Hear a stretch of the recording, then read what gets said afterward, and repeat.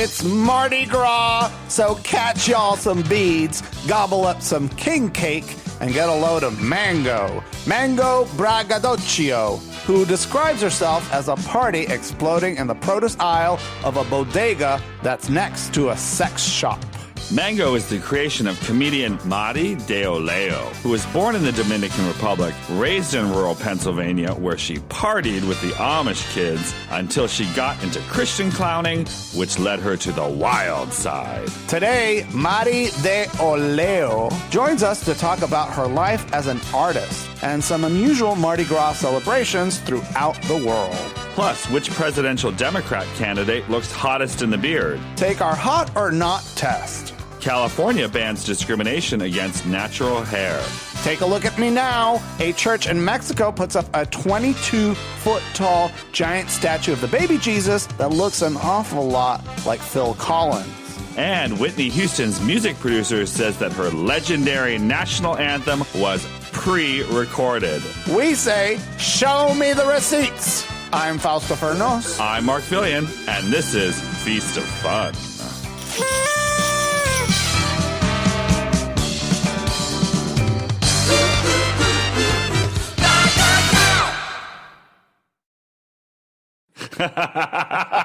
Say it again. Huracan. Yes, today we're going to be rocking you like a huracan.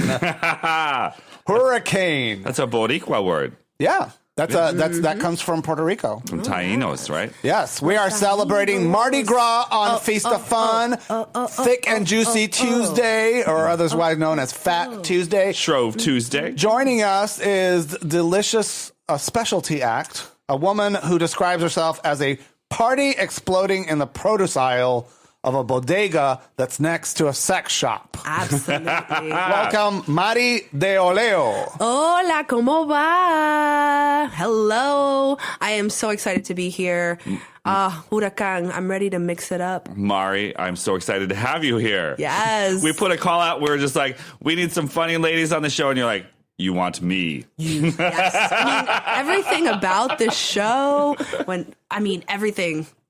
everything about you and who you have interviewed. So, Mari, you are wearing this delightful orange head wrap. Yes. And that is not because you're culturally appropriating anything. You are of Dominican. Yeah. You're a Dominican Republican. Absolutely. I am Dominican. Is it a Dominican or Republican? Oh, well, I used to think that because my dad was a Republican. I don't know why. He was a Dominican Republican. That's what I thought. Yeah. Dominican Republican, right? That's why? No. Apparently not. Apparently he was really conservative at the beginning. Yeah. But he figured it out. I'm Dominican, and I also, claim my Afro heritage. So I'm Afro-Latina, and I love it. It's also one of those moments when you put on all the native traditional garb, and I had my big skirt and I had my, shoulders out, and then I put on this head wrap, and all of a sudden I'm like, oh, that's who I am. Like, it just looks great with me, but also the orange is indicative of Mango, my character. I love wearing orange. It makes me feel vibrant. And, Chicago winters, you got to brighten it up. You have a character called Mango Braggadochio. Oh, yes. Because you are not just a comedian, not just an improviser or filmmaker, you're also a Christian clown. I wouldn't say I'm a Christian clown anymore. But you started out as a Christian clown. I started out as a really good girl, and all of a sudden I put on a clown mask. You were the minister's daughter. I was. I was the pastor's daughter, and I went to a youth retreat and a conference, and they taught us some Christian clowning. And the moment I put on this mask, I became a wild woman. Like, I had never done anything. I was considered the moody one. I just sat in the corner because I never wanted to get in trouble, and put on a white face, and all of a sudden... Yeah, when you're white, you can get away with anything. Right? Originally, I was a white-faced clown, like really traditional circus. So what does a Christian clown do as opposed to like a regular clown? Like a Satanist clown? There are some of those, too. They're amazing. A Christian clown, there's two types, right? Mm-hmm. The Christian Pentecostal is going to be really probably cute. Maybe do some parable sketches, trying to exemplify God through their clowning. Never give up, never stop trying. But there's also sacred clown, which comes out of Latin America, and it's the idea of a clown coming into a congregation and moving a group of people to laughter in order to open up their hearts, and they can receive this message better. And there's some of the things out of that tradition that I actually believe. Like, it is powerful to move an audience to laughter, and to move an audience to laughter through your own foibles and your own like struggles and pain. It's incredible. And it's actually really cathartic. Now, Christian clowns, they kind of messed me up. Christian clowns, they kind of messed me up when I was a kid, because there was this short film called The Parable, right? Yes. And it was, Jesus was represented by this white clown, and he comes into this circus, and he basically gets tortured to death by, the ringleader, who was like Pontius Pilate. Yep. And I guess this came out in like the 60s. It was shown at like the World Expo in New York and stuff. But like a lot of people are like, we don't want to show this because it's going to scare kids. And it's just like, and they're like, how can we put clowns with Christians? And they showed it to us like a couple years in a row. And like the next year, we're like, oh my God, we have to watch this thing again. And I believe it was just because Jesus never spoke either. And it was just like, it was freaky. You can watch some scenes on YouTube, but I can't find the full film yet. But one of these days, I'll try and find I think it was the thing that you. Must have like inspired Godspell, because Godspell is so similar. The musical. Yeah, the musical, but it has such a shiny little glint on it. And Parable, it really was like really creepy, and you're just not sure about what's happening. Which came first, Godspell or Jesus Christ Superstar? I don't know. A quick Google search will answer that question. I was just always find that like Christian clowns are like, doing their routine, and at the end they're like, let any man who knock on my door and I will come into him. Revelation 3:20. Thank you very much. That was good. I think it's either the Bible or Mae West or something said that. Oh, definitely Mae West. That is the actual Bible verse, isn't it? It's meaning like, open your heart to our Jesus, right? Is that our myth? I guess every culture has this idea that, you're not open to our faith or our mythology. Yeah. And when we open, and no disrespect to anybody me calling your faith or mythology, but everybody's faith is a mythology to somebody else, right? And so, it's about opening the idea that there's a lesson to be learned, a way of thinking to be gained by understanding what this faith is about. Yeah, absolutely. Or, when, a handsome man comes knocking on your door, open it up and let him come into you. Okay. Were you ever ashamed of being a Christian clown? Was it something that your friends thought was kind of weird? Oh, absolutely. Yeah. It took me like 3 tries to get to this workshop. They had 3 different ones, and I still didn't make it to the very last one. I kind of ran in at the very end. I was like, hey, what's up? And I was so scared, mostly because I grew up with Latinas, like clucking kind of Latinas. Wait a minute. So the whole drag queen Cardi B pop actually goes all the way back to the Dominican Republic? Well, at least the Latinas I grew up in rural Pennsylvania, in Lancaster, they had the clique already, in the early 90s, for sure. Oh my God, this is news. Well, the cliques, it's I have never heard of the clique until it was Drag Race, yeah. Really? Well, we did it as kids, but it was not like an emphasis. It was not a brand. It was not a trademark. Yeah, East Coast. Híjole, or where to, I can't remember the words, but like certain phrases or ideas. Yeah. Fíjate, Yeah. Something like that. Like Chavo del Ocho has, you watch Chavo del Ocho. He's I did. They call him the Shakespeare of Mexico, but he's more like the Charlie Chaplin of Mexico. Yes. And this guy had an amazingly successful TV show called Chapulín Colorado and El Chavo del Ocho. And every character had their own catchphrase. Yes. So La Chilindrina, which is a little girl. Yeah. Do you remember her Of catchphrase? course. What is it? Ooh. No, I don't. Wah. Chavo. And she'd always cross her arms. And then Chavo del Ocho's catchphrase is, can you guess it? Oh, I can't. It's been a long time. Oh, I think that's Kiko or something. And the actor who played Kiko, who was the other boy in the show, there was like 3 other boys. He was really mad about his contract. So for a while, he became a stand-up comedian and dressed up as Kiko and was doing like adult foul-mouth humor just to piss off Chespirito. Okay, I clearly need to go back and like reabsorb everything. I was so young, and it was still like that tie between like I'm watching Latino television and I'm watching American tunes, and I'm trying to like keep them both in my head at the same time and like talk to one set of friends and make references to the other thing. But you know who the president of Mexico is right now? I don't at the moment. No, I mean, Pete Buttigieg. Almo. No, he knows. Almo. They call him Almo for short. I thought it was Vicente del Taco. No, Obrador or something like that. Andrés Manuel López Obrador. All the presidential candidates can't know him and stuff. But so I'm really shocked about the pop thing. Was like in rural Pennsylvania, the Latina girls. Yeah, it goes back to the African clique. Yeah, and a lot of us are coming from like New York culture too. So that New York Dominicana is all about the, and like I went down to the store and he saw me, and I mean, I look good. I had my hair done. I had my nails done. I had my butt done. And it was beautiful. And I don't understand why. Why did he sit next to a girl that looked just like me? I mean, she had my butt. She had my eyes.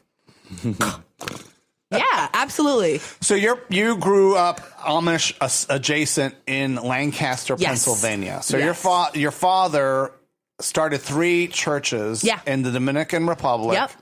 And was hoping to move to the United States to spread his brand of love. Uh-huh. And instead of going to like a major city like The Bronx. We ended up going through New York. We were there for about 2 weeks, and my parents were like, esto está frío.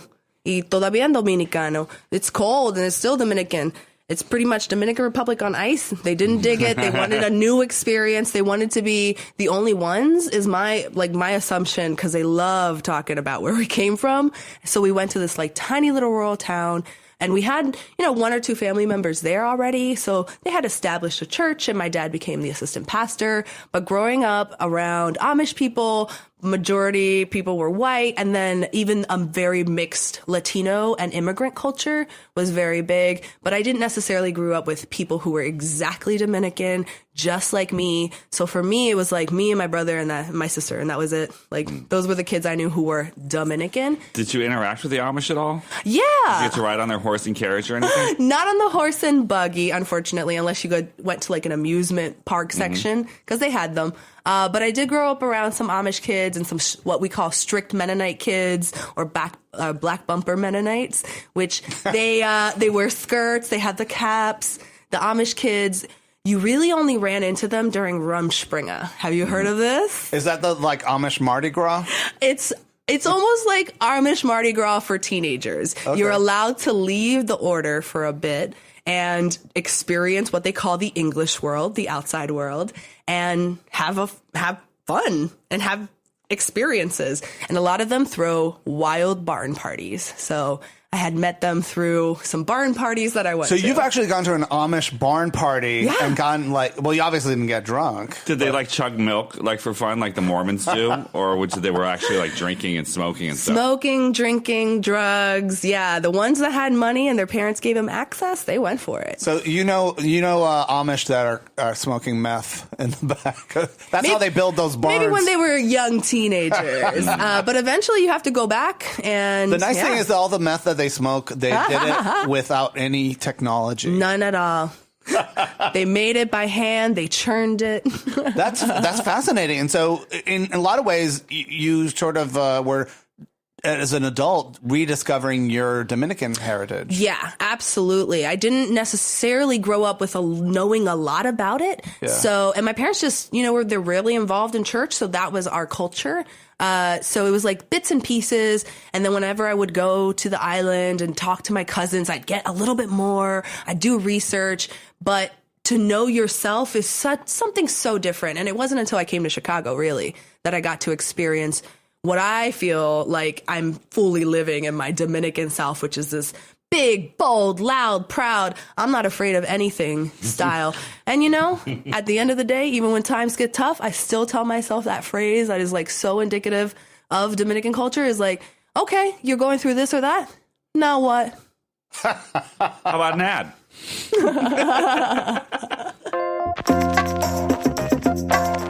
Feast of Fun is a smorgasbord of interviews with legendary LGBTQ people, comedians, pop culture, and politics wrapped up with a delicious candy coating of camp. Don't miss a delicious show. Search Feast of Fun wherever fabulous podcasts are found and hit subscribe. If you love Feast of Fun, write us a review and let us know about it. Here's a great one from Phil, as read by a Disney cartoon character. The new year has just hit us in London. Happiest of New Year's to you all, especially Fausto and Mark. Listening to your podcasts brings me so much happiness. 2017 was a tough year for me, but it was also the year I found you. You pulled me through. I hope you know how important and entertaining your podcasts are. Thank you. Thanks, Phil. Thank you, Phil. Baby, is Mardi Gras, Fat Tuesday, thick and juicy. For other people, they call it Carnival. Our guest is Mari DeOleo, who is not transphobic. No, not at all. Not trans fat phobic. Not at all either. Oleo means margarine for a lot of Spanish. Yeah, of oil. Yeah. Yeah. It's a pun, oleo. But you're actually there's a tie in your family's name with the guy who introduced margarine to the Latin American culture. Well, at least that's my own research and maybe my own confabulations of trying to make my family very important. But we did have a founding ancestor, and there was like 5 founding families, and the Telefono de Oleo was one of those dudes that came to the island. His name was what? Telephone? Yeah. Yeah. It's like telephone, but with a Spanish accent. Telefono. Well, all right. Oh, my God. And so do you guys celebrate Mardi Gras at all or have celebrated Mardi Gras? Oh, I love a good parade. I absolutely will. Well, I'm a celebration person, like any kind of thing. Like, let's celebrate life. Let's celebrate death. Let's just dance. Why not? Growing up, I mean, I grew up Catholic, so we had, that season before Lent, where in Mardi Gras was kind of a big thing. We'd have we called it Fat Tuesday or Mardi Gras, and you'd eat whatever you wanted because Lent was coming up, and you were going to supposedly restrict your diet. It was a time for fasting, a time for introspection. But those weeks beforehand, it was time to party. So you can call it Carnival as the season.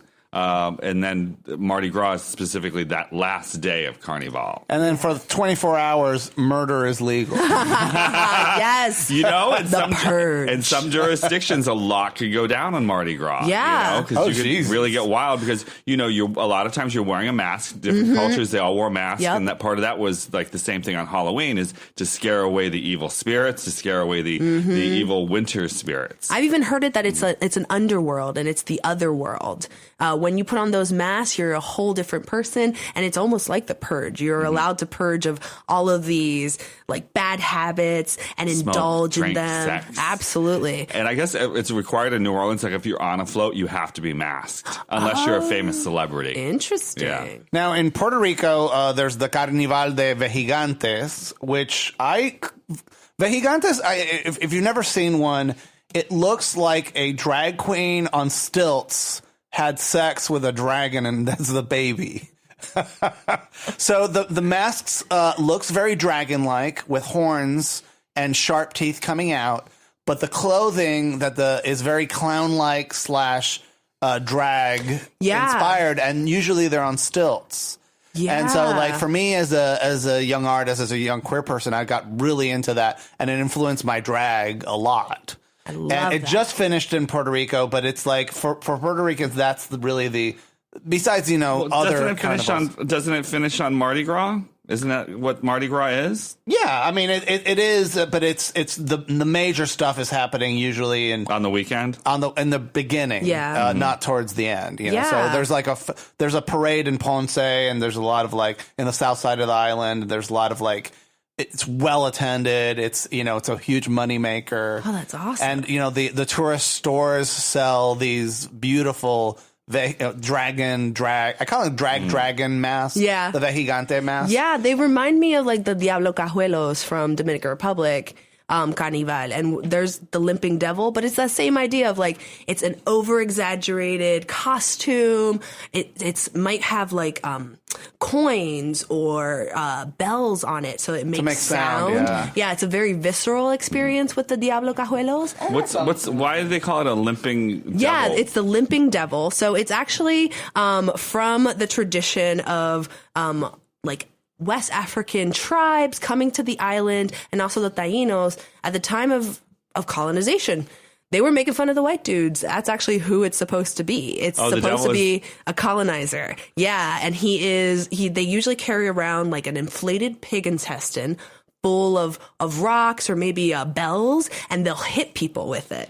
So this is wow. Oh yeah, it's an intense experience. The hitting is supposed to drive out like the evil spirits. They do that like in Iceland. They would use to hit like people. this kind of sound. Yes, that's exactly it. Yes, and there's a bunch of characters. They're all like essentially think archetype stock characters, but of this Latin culture and this Latin experience on our particular island, like Llorona. There's a woman who lost her child back in the day, and she's become this like character now. She drowned her children in her tears, right? And she haunts the lakes or rivers at night and goes, "Where are my children?" And she's the one who, it's kind of a ghost story too. Yeah, for us, it's the idea that actually for us, she didn't kill her children. Her children were taken and killed. Yeah, and she's always looking for her daughter Rebecca, which is kind of funny that it's a Becky, but Nobody cries over a Becky. Oh, Becky. Yeah, I remember when that mother, I think it was Susan Smith, was it? That she drowned her kids? We're like, it's a real life Llorona. Yes. Yeah, but these traditions are everywhere. And even growing up on an island and then going to the country, I still found them there because the Amish have their own tradition of Fat Tuesday, but it's called Fastnacht Day. And we eat really delicious donuts. Oh, yeah. Because you have to fry up stuff. Use up the fat. You always got to fry up stuff. Like here in Chicago, we do pashkis. Yes. Punchkis. They're pronounced punchkis, which is Polish, and that's just like a fatty donut filled with cream. Mari, you have a character that's called Diablo. Yes. So Diablo is a derivative of the Limping Devil. Okay. And I love the Diablo Cajuelos. It was the first character I ever performed as a young girl. My dad even helped me make the costume and the mask, and that's how I learned mask making to begin with. And my devil is actually, I teach a lot here in Chicago, and I teach a lot in the West Side and the South Sides. And what I see my young men experience and my young students experience is tough. And to see that they're just children and they're beautiful and they're like vulnerable and gentle, and to see them put on this mask, this face that they got to walk into the room into, walk into the world into. And it's this idea that they're already deemed a devil. They're already deemed as a miscreant just by being a black man. And I really wanted to play around with this idea of what does it mean to show a really, really sad face, a vulnerable body, a brown body, and then to cover it up and move through the world as if you are constantly being shown as this outsider, as this enemy. And it's very fascinating to see how people react to the character. It's almost like makes me think that theater for marginalized people always involves some type of cover up and transformation. At least for me, it had to do a lot with how I was able to completely exude every ounce of energy I had, because I wasn't allowed to be my full self outside of theater, and then even within theater, which was my home and my safe space, I still wasn't allowed to be anything other than this exploited body. Then, I can't tell you the amount of plays I did before I was 25 that were torture porn. People just watching me cry and experiencing pain through me and these stories through me. What was the play that you got cast in? Oh my goodness. A lot? I played Tituba 3 times in The Crucible before I ever was 20. And she is a 35-year-old woman from the Caribbean. And to be constantly put in this space of being a slave or being a prostitute. And I was a good Christian girl. It was mind blowing. I wasn't that person. I mean, I literally had every button buttoned. And then at the play, I had to like show my boobs. What? And then people got to touch me. And then the audience, how they reacted to me after shows. When I went to college, I studied theater. To be the boob girl for so long, because the first show I did in college was about not wearing a bra. And I didn't really talk a lot. They just talked about me. And then knowing every eye is staring to see if I'm wearing a bra. And then the second part, I was a prostitute and I made my boobs bigger. So I became boob girl. Like everything was always about my body. And it was shocking and it was harmful. And I left theater for 8 years before I actually came back. And I was like, wait a minute, if I'm going to do this, I'm going to do this my way. I'm going to take ownership. And that's where the characters started coming out. It was no holds bar. And I started making shows that felt fully myself. Yeah. And when I saw people experiencing them, they're like, that's in your head? That's in your brain? Well, it's really interesting now hearing you talking about this, because I'm getting a vibe about theater in Chicago, and maybe this is just happening all around the world, is as a result of a decade of being on social media, people are wanting to have experiences for each other again. Yeah. In a lot of ways, like we created this podcast when no podcast existed, because we felt that our theatrical projects were so ephemeral that they weren't experienced by enough people, and we weren't able to have the conversations and make the work that we wanted to. You know, we came from a narrative comedy background, and we sort of found ourselves in journalism. And so now, you know, here in Chicago, there's a theater called Windy City Theater. Yeah. They're doing a lot of what they call immersive theatrical experiences, where it's almost like Tony and Tina's wedding, or you know, where you got some lasagna and somebody sitting at a table. Yeah. And I'm feeling like in a lot of ways, like people are kind of like hungry for that intimacy. Yeah. Immersive theater is completely kicking up. For sure, people are experiencing that intimacy. I think it's also they're willing to go there. And for me, there's so many things that are competing, right? We love our podcast. We love our social media. We love our TV, Hulu. All of it's available to us right now. And while that is awesome, it also means that we can really avoid contact. We can avoid connection. We can avoid being in a space with people so easily. And I want to honor when people come into my space. I want to give them the full thing, the full experience. I also think it might be a lack of imagination, or maybe we just want to play more. Like we have the ability to make these shows now, and people are into them. So why not? I love immersive shows. That's definitely where I come from as a clown and as a comedian, but also as just a producer. I want to make these big, large scale things.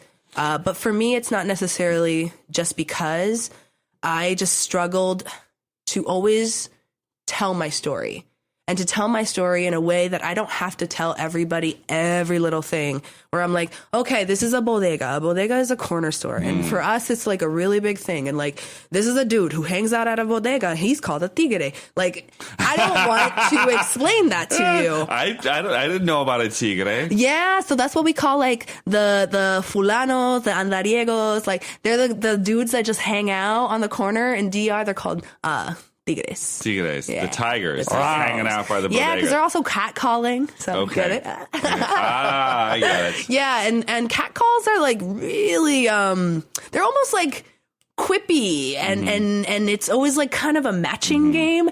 And it was actually in DR, the first time that I ever saw my mom be that like full dynamic woman was a dude was catcalling us as we were walking down the street, and she was so funny and so vibrant, but like also like, this is my boundary. Excuse me. I'm going to hold it right on up, and I'm not afraid to be this person. And I had never seen her in her own power like that. It was incredible. And it was a nice peek into who she really was. Who is Mango Braggadocio? Oh, did I say it right? Yes, Mango Braggadocio. Mango is My super ultra femme ego. She is a lover of glory. She wants all of it for herself. She wants to take up all the space. She is sexy and ripe for the picking. Super delicious, and there's always some sexuality. In an orange morph suit. Yes, in an orange morph suit. Sometimes I'll stuff and I'll make my chest bigger, my butt bigger. I'll play around with shape. The best way to think about her is like if Lizzo and Carrot Top and Gloria Trevi and Chappelle had a baby. Oh, an orange baby. An orange baby. And a little bit of drag just to... And the Braggadochio is sort of a nod to Commedia dell'arte. Yes, that's actually where I came up as a clown and a comedian through college because I was just so mistreated and marginalized. I was like, forget this. I'm going to go put on a mask. I'm going to go be a dude. I'm going to be a monster. I'm going to be whatever the heck I want because I have a mask on. And it was really liberating. But I also love the idea of people knowing that she's going to be bold, braggy. She's going to be in your face. She might feed you. Ooh, I like to eat. Absolutely. Or if you're really nasty, she might lick your face. You know, when we've, one of our earliest podcasts is back up on iTunes, Apple Podcasts, is our interview. It was our 100th show. It was our interview with Holly Woodlawn. Mm-hmm. And I don't remember why we asked her this question, but the answer was she wanted to have a sculpture made out of mangoes, papayas, and pineapples after she died. Oh. And she's gone now. So if anybody wants to make that sculpture, send it to us. How do they listen to that podcast? Just go to Apple Podcasts and subscribe to... I'm sorry. What is the name of our show? Feast of Fun. What is my name? And scroll all the way back, go into more episodes, or you can just search Feast of Fun, Holly Woodlawn on Apple Podcasts and find it there. And it's really a testament to this really legendary drag trans pioneer. So it's not on the classic episode channel? No. Okay. It's just on, just scroll all the way back, baby. Mm-hmm. And it's there, waiting for you. Just for some people that aren't familiar, we are starting a second channel, so we're posting some of our classic podcasts, some of the things that you may have missed over our 16 seasons. And so you can subscribe not to just one Feast of Fun podcast, but two. Yes, honeys. And so, it's Mardi Gras, and there's a lot to celebrate.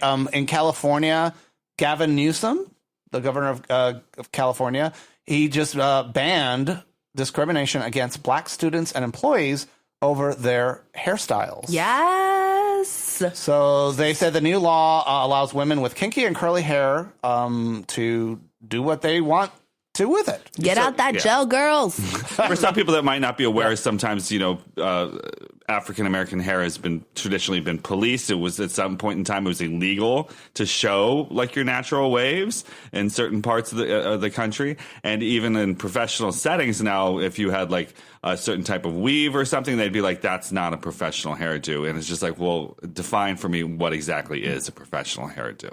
So a woman named Chastity Jones took it into a legal battle because she was denied a job offer at a call center because she refused to cut her dreadlocks off. And, I don't know if it's, I think this is a great step forward, but at the same time, how much discrimination do people face because of their hairstyles? Yeah, people really do. They do? Yeah, absolutely. And it's also really strange. The hierarchical system of a lot of these companies is going to be a male telling you how to do your hair. And also to think that there's this perception of clean and dirty. Sure. And that this is like a style that's dirtier or a style that I can't understand, a style that like hair becomes such a situation, and definitely for women, it's a definition. For a lot of men as well of my personality and who I am and how I'm allowed to be my full self is through my hair. And for some reason, there's this idea that like dreads are going to be dirtier, which is crazy. You really got to take care of them. You got to treat them right. You got to, curl your hair. It takes time too to do dreads. Like, and dedication. It takes years to grow a nice set of dreads. Well, so all the white people can do it too, right? Oh, no. It's legal now. And don't get me wrong, I think there's actually like tribe traditions and like Welsh and Scottish traditions where they had dreads like back in the day, but the conditions were made for that. Like it was nobody had showers. Yeah, nobody had showers. Everyone was in mud. Like your hair is gonna get matted. Part of me just feels like it, in terms of at least in California culture and corporate culture and business culture, there's a lot of push to diversity. Yes, and so part of it is like you want to have a workforce that's diverse, not just because they look good, but because a diverse workforce can overcome any obstacle, right? And so that's the idea that different people think different ways, and the wider variety you have of people, the wider solutions you have to the problems that you face. But we aren't all going to look like a Benetton ad. Like, let's be real. We're all going to come in different shapes, sizes, colors, and persuasions of hairstyles, and that is something that is really exciting to me to have this band. You can't discriminate, but also to go through hair treatments, to go through relaxers. It is painful to be chemically burned as a kid to get straight hair because that is what you think is going to be more beautiful. And now Sasha and Malia are like, now she tells me. Right? Don't do it, girls. Don't do it. But Mark, you were saying that in terms of virtue signaling, a lot of people weigh in on I have a media. friend on Facebook, and I swear to God, at least once a month, they're a white person, and they're posting about white people wearing dreads or having cornrowed hair and telling people, like, you shouldn't be doing it. And I'm just kind of like, this has been talked about a lot in the culture and stuff like that over the past few decades. And I think, like, most anybody who's going to get it is going to get it. And the amount of white people that actually have cornrows or have dreadlocks is so infinitesimally small. Like, there's just not a lot of people that do it. That, like, you having to do a Facebook update post every month telling people not to do it is just, there's nothing more than virtue signaling there. It's just being like, I'm a better person because this is how I feel. I'm like, it's not, to me, it doesn't seem like it's a real problem. Now, you have somebody like Rachel Dolezal, who's got a job working as an NAACP as a black person. Yeah, that's a problem. But then again, it's a very small problem because it's one person, and it's just blown up. And that's part of me is like, I just like, it's just, you know what it is? It's easy pickings. It's not, it's just like, if I see a white person with dreadlocks, I'm like, good for you. I don't even think about it. I just don't really, it's like, to me, I'm just like, they're so, and but it's going to tip you off though, that you don't agree with them on the dreadlocks, but you're probably there's probably a whole laundry list of other things you're not going to agree with them on either. You know what I mean? But all the white people with dreadlocks that I've ever seen were either white people who actually were not white, who passed for white, light-skinned African American people, or people who are like, they were wanting to be part of black culture so badly that they got dreadlocks. Or they were skaters or surfers. Yeah. And so to me, it's like, I never saw like, a Republican with a white Republican with dreadlocks, or, you know what I'm saying? It's also the idea that certain hairstyles are more conservative too, right? Yeah. Think of long hair versus short hair, especially for gentlemen. My partner just grew out their hair, and it's because their parents his parents never ever wanted him to have like long hair because it was too radical. Did your parents ever try to change your hairstyle? Oh, my parents, my mom definitely dictated long hair. I actually, because, Eurocentric traditions were really popular, and that's changed definitely a lot in Dominican Republic. But at the time, early 90s, having the features that I did, which is super round eyes and a lighter complexion for my particular region, and long hair that can be straightened.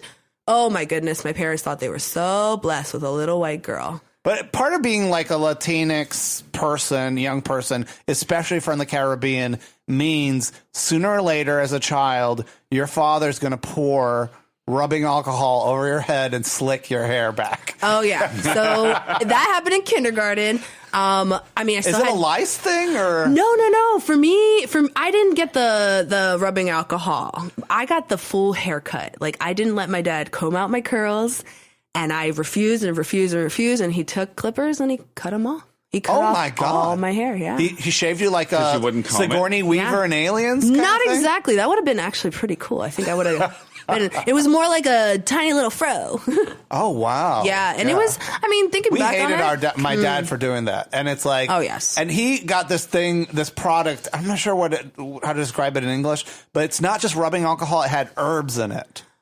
So Hair tonic. Alcoholado Superior 40 or something Yes. like that. with a what do you call this? A lighthouse on it.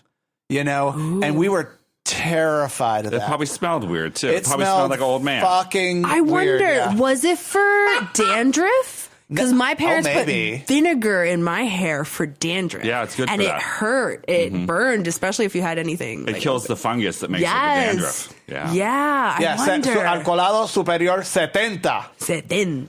And you can buy it online. How much is it's it? Bay Rum. It's what it's called. It's Do you want a listener to send you a bottle? No, please don't. It's actually, I find, well, you know what? If I probably smelled it today, I would get a sense of nostalgia because my father passed away in 2006, and I'd be like, it smells like daddy. My father used to and trauma. My father used to put this stuff in his hair. It was like Groom and Clean. It came out of a tube like toothpaste. Yeah. And I just loved the smell. I used to love to take his pillow and just smell his pillow because I just thought it smelled so good. Oh, because you have a sweet I daddy. That's so nice.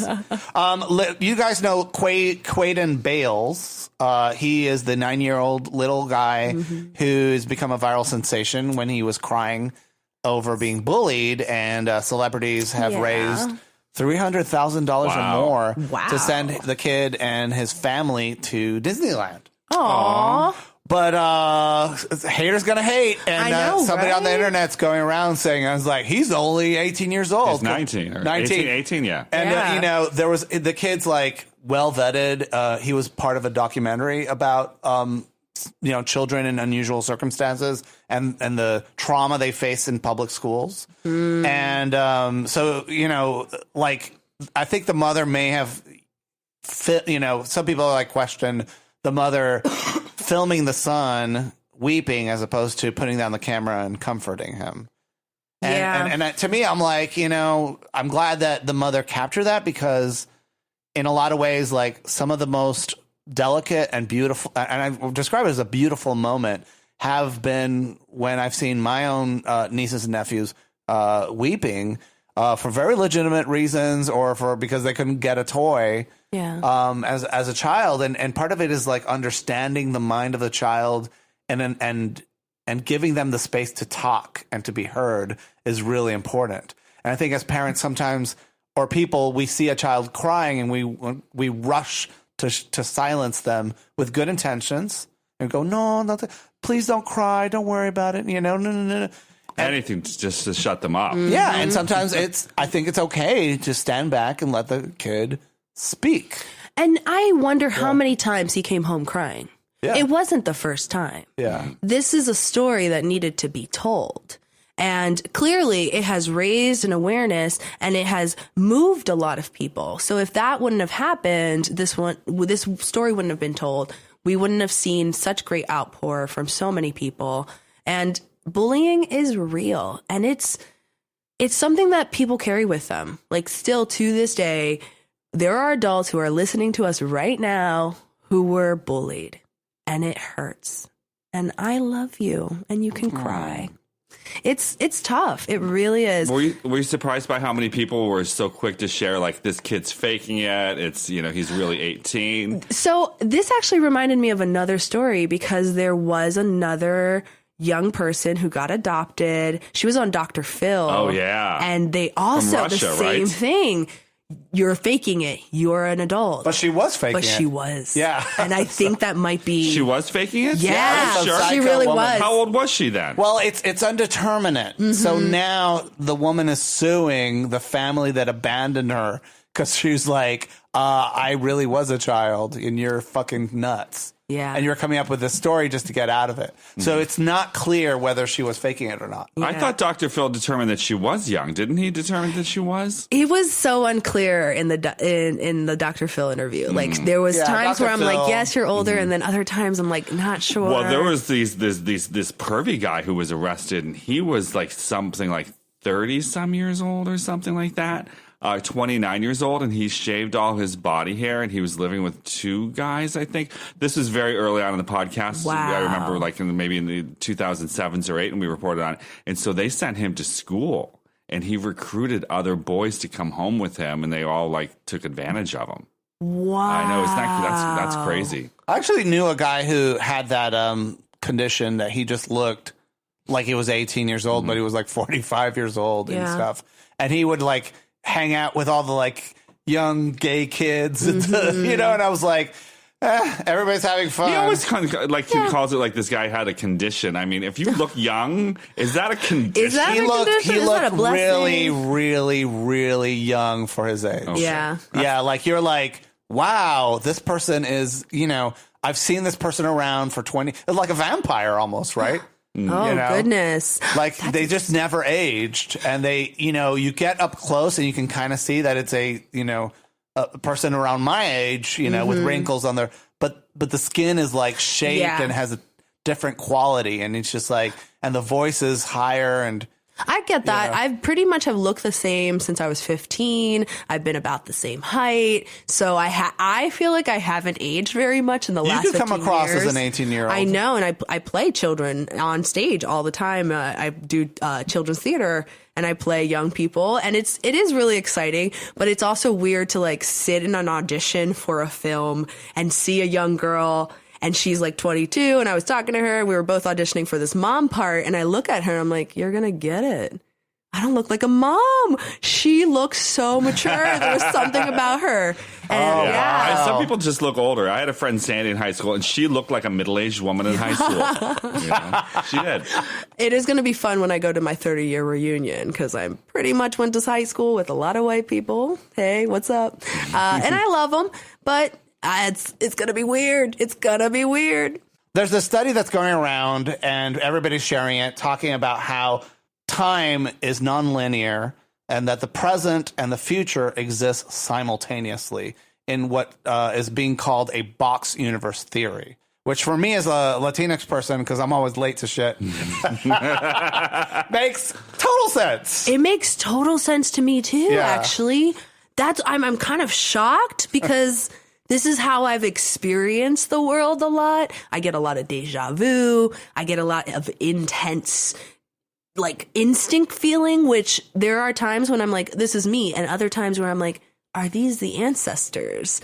And there's a different vibe I get sometimes. I'm in touch with all of that. But I don't want to come across as I've lost my marbles or something. I don't think so. It's part of it is understanding the greater history of humanity and where we come from and what's to come, and getting appreciation that, things are not always what they seem. Yeah. And that eventually things will change. I mean, there's a lot of anxiety right now on the internet. And, you get on Facebook right now, every single Facebook status is Harvey Weinstein. Harvey Weinstein is great. Or, the election. Right now, Harvey Weinstein's going to be probably spending 5 to 25 years in prison. He's being vindicated by a lot of those crimes, but he's still going to spend some quality time. He's not been vindicated. He's discharged from the top 2. Yeah. So he's been found guilty of some things, but the other ones, what do they call? He's not exonerated. They call it. He has not been found guilty. Yeah. He's not guilty of the top 2. Yeah. Which would have sent him to which is prison. Not saying he's not really guilty. Right. It's just in the court of law, they didn't find him guilty. Right. But he's going to be going to jail for 10 to 20 years, and then when you're rich, what's that really going to be? 3 to 5 years? He's going to do Paris Hilton and go to jail for a couple hours. Well, his present is the future, right? And his future entails some kind of jail. Oh goodness! Wow. And part of it is like, at this point, it's pretty likely that Bernie Sanders is going to be the candidate. I know a lot of our listeners don't like Bernie Sanders or conservatives, or there are Trump supporters. Or they like Bernie, but they feel like he can't do anything because he's never done anything. And, Other than, 50-some years of Campaigning. Bernie's ad campaign is not me, us. Yes. It's not really up to the president to do that. It's up to you and me and everybody to make that change happen. Yeah. And so we have to ask ourselves, when we make a statement like, it's going to be impossible to do this, but this will make the world a better place, you have to ask yourself, why do you believe that making things better for humanity is impossible? Yeah, I never understand why people don't remember that we made up this system. We made it up. Mm-hmm. It didn't exist before. There was a dude at a time who was like, hey, this would be really great to have like a financial system and like put all the money in one place. Hey, it would be a great idea to have money. Period. Paperbacks. Yeah. Like these things were put as value. Somebody defined them. Somebody created these systems, and we can recreate them. And people fought against those systems. Yes. And somebody looked at the wheel and said, that's fucked up. Yes. We could never make wheels for everything. There was always haters. Mm-hmm. Gutenberg, what are you doing? We can't make no Bible. Like, we can't just... It has to be handwritten. Has to be handwritten. Well, shit, even in the early days of this podcast, we would tell people... We didn't like using the term podcast because it was like coming out of the closet as gay or trans or non-binary. People looked at you funny. And so we were like, we do an online radio show. And they're like, oh, okay, I can do that. What time can I listen to it? When's it on? Well, it's always there waiting for you. And we would say it's called Feast of Fools. And we changed it 6 years into our show's 4 years, history. I think we decided the other day. Wasn't it? No, Five, yes. It was 5 years into our history is that we just changed it because it was just too much. It was too hard to explain to people why we were calling it Feast of Fools. And so we just call it Feast of Fun.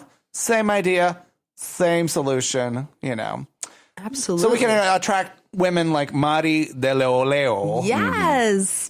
She's full of flavor. Yes, and you can always redefine and remake your experience, your future, and hopefully collectively we'll figure out that we can do that. Now, recently we did a podcast and we're talking about national anthem fails because, they had the NBA All-Stars game the other day and Chaka Khan really, she got some people like, what did Chaka do to the national anthem? Ain't nobody does it better, but when it comes to national anthem, not Chaka Khan. And we have a listener of the podcast, Mark, who wrote in to tell us. What did he write in to tell us, Fausto? He basically said that, the greatest national anthem that's ever been recorded actually was not live.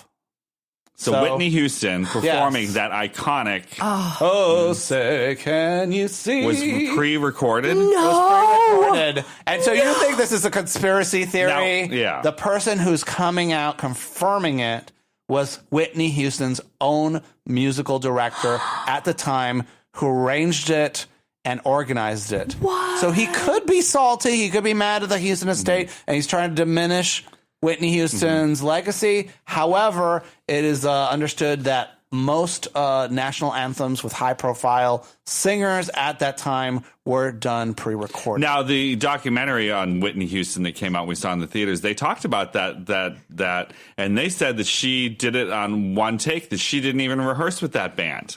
And so now, that could be part of the reason why the band might have been playing, but her voice was already, she's like, I don't need to rehearse with them because it's already pre-recorded. According to Billboard magazine's editor, Daniel Smith says, I think this is probably the best Super Bowl performance of all time. It may well be, but it was not done live. Wow. I mean, my mind is blown, but even if it was pre-recorded, she was acting her butt off. She was sweating. She was breathing. The sweat was from the cocaine. Cocaine will make you sweat.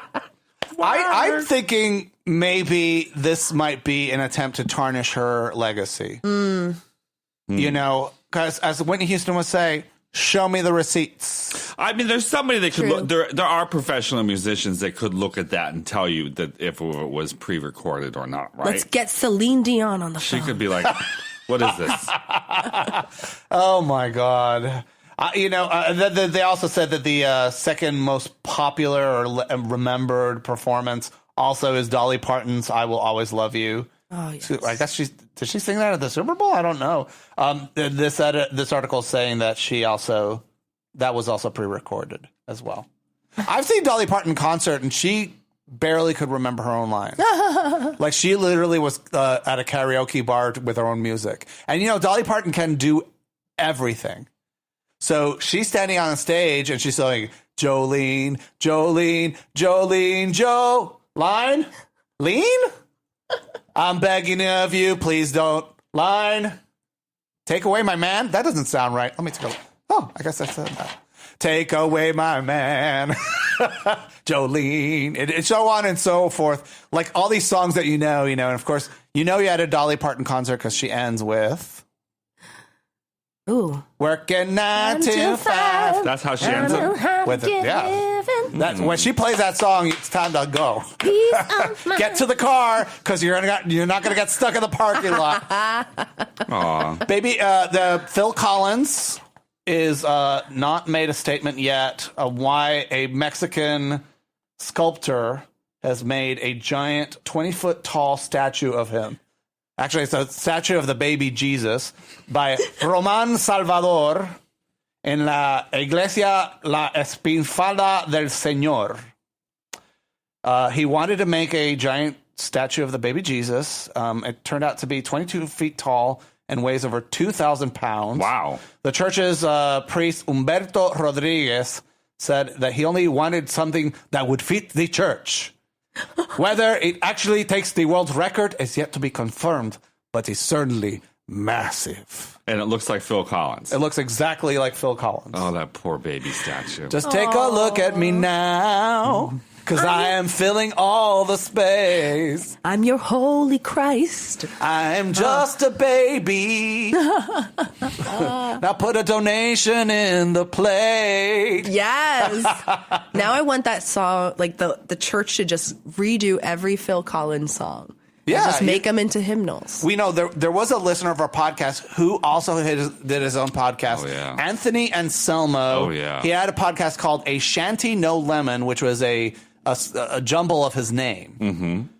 And he would torture us by every now and then sending us a DVD of Phil Collins in concert instead of donating money or buying a membership or anything like that. Sweet guy. Very nice guy. But, I'm not a fan of Phil Collins. No, I like some Phil Collins He's actually songs. sent us a CD via Amazon. I think we sent it back to Amazon and got credit for it. So, Nice. Thank you for that. So take a look at me now. But I like Phil Collins songs. I just don't want a whole album. You know what I'm saying? It's a side dish. Yeah. I lost total respect for him when he came out with that song Susu Studio. I was just like, what is this garbage? It's so stupid. I was just like, oh. No, it's basically one of my least favorite songs ever. And I'm not one of those people that holds lists of those kinds of things. But if I had a list, that would be on. But Phil Collins, at his height of his career, he was a star. He filled arenas, and people loved Phil Collins. Oh, that soft rock mellow jam. Take me home, because I can't remember. And that duet with, what's that guy? Oh. She's an Easy Lover. Yes. Yes. Do you know, Who was that? Phil Bailey, wasn't it? Phil Bailey. It wasn't Michael Bolton, was it? No. It was a black guy. Oh! She's an easy lover. I love that my computer's like listening in on me. Philip Bailey. She's an easy lover. How done you believe it? I will say Phil Collins lulled me to sleep many a night because I was obsessed with soft rock and listening specifically to like Delilah, syndicated radio. Oh, wow. Delilah's she's like a real monster. Like she's That's really, not true. Yeah, I She's heard. not a monster. We What are had you a talking friend of about? ours who actually knew Delilah. She came on. Really? Yeah, she said Oh, she's my not a nice goodness. person. I can believe that. She's total hypocrite. I mean, it depends on honestly if she's in love or not, and you can really tell when she's not in love. Oh, so you're a long-term fan. Oh, of so absolutely. People who don't know, she's the Rush Limbaugh of talk radio when it comes to women giving advice and tribute to Soft rock love. Delilah, will you play Philip Collins' Easy Lover? Because I'm a slut and I like to have sex with lots of people. I'm in a polyamorous relationship with many men and women. Will you do that for me? This one's for you. James in Dubuque, Iowa. I always love when she tells a little bit about her life. She's like, love can be easy sometimes. But, if you like these songs, this one's for you. And clearly she got a divorce. Something's happening. She's not getting the sex. And she's clearly taking it out on her audience. She's not paying any attention. No. She's just rolling in buckets of money. It must be. I mean, she's been on since the early 90s, and I still hear her. Absolutely. I know she has a farm. She's paid for multiple children's weddings, so clearly she's making some moolah. I think she does her radio show in her barn. Yeah. It's just her, and she's like, hi, it's love time with Delilah. Delilah, love someone tonight. Oh, yeah. I remember. I hear it when you're live? out and about in restaurants and stuff like that. You're like, oh, I forgot about her. She's still around. She's still doing it. Yeah, forever. Yeah. Where's her Presidential Medal of Freedom? Oh, yeah, Delilah. And they give it to Rush Limbaugh, and a week later, he's like, saying anti-gay slurs to Pete Buttigieg and stuff. I was like, oh, come on. How hot are you for Pete Buttigieg in a beard? I like it. Mm-hmm. Yeah. If he, listen. Would you vote for him if he grew the beard out? Yeah, sure, why not? Yeah. Huh. I mean, it remind me of home. Would you Amish vote people. for Mike Pence if he dropped his beard?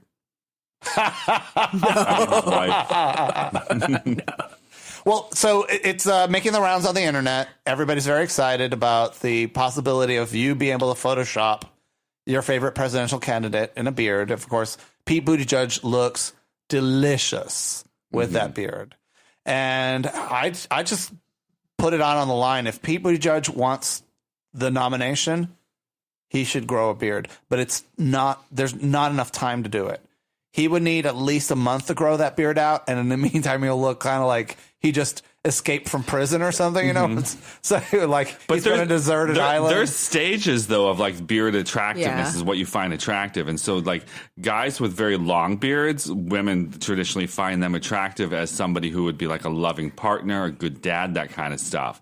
But that a couple days of scrub on your face, that's the sexy guy you want to bang. That's the one you want to take to the bed, is what they've decided that's it. So you're hot for the guy with the scruffy beard, but the one that's long beard, that's the one you love and live with. So the question is with Pete Buttigieg, seriously speaking, if he said tomorrow, you know what, I'm going to grow a beard, will this help his political career? Having a 5 o'clock shadow for the next week, having a weird mangy scruff that looks We haven't had a president with a full-on beard since Ulysses S. Grant or something like that. Time. So it's been a hot minute. Look, presidential elections have been won on good looks and hotness. I mean, JFK, let's go. I think it's possible. It's possible. And so I ran the beard filter on all the candidates.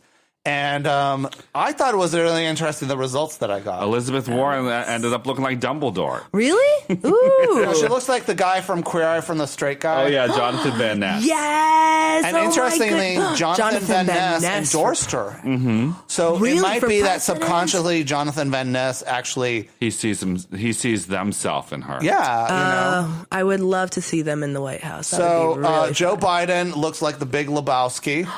Wow. That's incredible. And Bloomberg looks like some guy who's trying to pull a fast one. Yes, I don't want to go in his van. I have to say, though, Bloomberg, as much as I do not like his politics, I certainly am enjoying his politicking. For sure. His ad that I saw on Facebook is he'll send you matches because Trump stinks so bad you want to burn a match to get that stink out. And it's just I'm sure of everything that's happening in this election, I'm sure Trump seeing that is just it's pissing him off because Bloomberg's worth 100 Trumps. Yes. You want to piss off Trump, you vote for the Democratic candidate that will put him in jail. Yes. Okay, that's what you want to piss him off. Put him behind bars. Amy Klobuchar, she looks like Colonel Sanders with a dye job. Yes. She looks like evil Spock from the Mirror Universe. Yes. And then, last but not least, Bernie Sanders. Be honest, even if you love Bernie, what do you think about it? I actually think it's hot. He kind of looks like Jim Baker, Tammy Faye. He looks like a televangelist. white Christian televangelist. Yeah, maybe that's why I think he's hot. Oh, no. Put your hands on this Bible. Oh, yes. Yeah, he might be our first Christian president. Ooh, interesting. Grows the beard out and says, guess what? I'm not actually Jewish. Look, put him in a little hat and just like some black overalls, blue shirt. He's Amish. It's going to be interesting, you know, like I have a hard time seeing how Bernie Sanders won't get the nomination at this point. And I don't want to discourage people from supporting. Oh, Elizabeth Warren. Yeah, we talked about her too. Elizabeth Warren or Pete Buttigieg or Joe Biden or whoever you want, even Bloomberg. My mother wants Bloomberg. Wow, that could change. My mother had a stroke too, so but I love my mother, and you know I respect her decision to be influenced by cable news and media, and at the same time I have a hard time seeing Bernie Sanders not getting it. So I'm wondering, you know, what's going to happen next? What do you think is going to happen in the next 6 months? You know, and everyone's like, it's a brokered convention and it's going to be divided. And I'm like, but the Republicans were divided this much about Trump and he got it. That's true. That's really true. I'm honestly, I wouldn't be surprised if Bloomberg got the vote. It feels like... You feel like he's... Yeah, it just feels like... Coming in from name behind. Recognition and money are calling all of the elections at this point. I just... It makes me nervous that Trump already got there. And, you know, there are other people who are very excited. I know Kim Kardashian is getting her law degree. I know oh my God. She has eyes for the presidency. President Kim Kardashian. President Kardashian. Yes. It's happening. That's the day I pack money my and bags. influence. Wow. I'm moving to Norway. Norway's like, do you have $1 million? Look, if I get a lip kit, if I vote, there's a possibility. Part of it is that, you know, every political office matters, even That's like true. your school board, even your local alderman's race. And, you know, if I can encourage or inspire people to if you feel inspired by a candidate and you have the money, you That's know, true. run Right? for office. Do it. Yeah. It's you know, you run for office because you're pushing a platform, you're pushing an agenda. And sometimes you don't win, but that agenda still moves forward. And that's why I always encourage, like I'm very encouraging to everybody else on the platform who's running for, you know, I'm not one of those people that like attacks everybody. Like Bernie's my guy, but you know, these other people are pushing for things and a lot of those things are very valid points. And just for the record, I'm a Sanders sister, not a Bernie bro. That's right. I'm a Bernie non-binary person. I love it. Or, you know, but I'm Bloomberg might persuade me because he's really good at text messaging me. Oh, he's he been is sending you messages. very good. He's like, have you decided? I was like, I'm thinking about it. Listen, he's spending like $2,500 for a lot of people just to do a social media post. Get some money out of Bloomberg. Honey, Feast of Fun is available. Just go to feastoffun.com/donate and make a contribution, or go to feastoffun.com/plus and access thousands of legendary podcasts. What are you waiting for, Bloomberg? You know you want it. You know I see that mustache on you and the long hair, and I know you want to get into my van and taste some of my candy. Mari DeOleo. Oh my gosh, yes. It's so good talking to you. It's good to meet you. It's so wonderful to meet both of you. This has been amazing. I am so honored and humbled and blessed to be a part of this. Oh, thank you. I appreciate that so much. And please come back.